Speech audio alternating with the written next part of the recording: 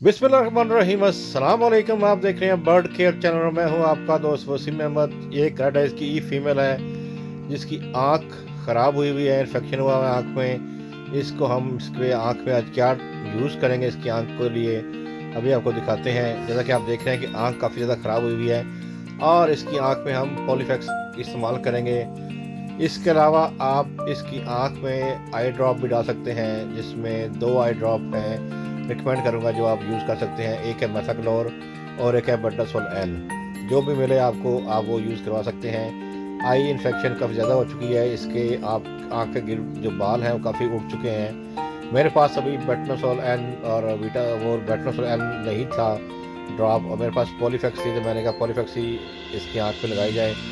जैसा कि आप देख रहे हैं कि सर्दी की वजह से पॉलीफैक्स बड़ी जमी हुई है जो आसानी से इसकी आँख में नहीं लग रही। तो हम इसकी आँख में पॉलीफैक्स लगाएंगे। आप ये कम से कम 4-5 इसको यूज़ करें, इंशाल्लाह इसकी आँख बेहतर हो जाएगी। उम्मीद करता हूँ ये छोटी सी वीडियो आपकी काम की होगी। अगर आप मेरे चैनल पर नए हैं, चैनल को लाइक करें, सब्सक्राइब करें, अपना और अपने बर्ड्स का ख्याल रखें। अस्सलाम वालेकुम। पाकिस्तान जिंदाबाद।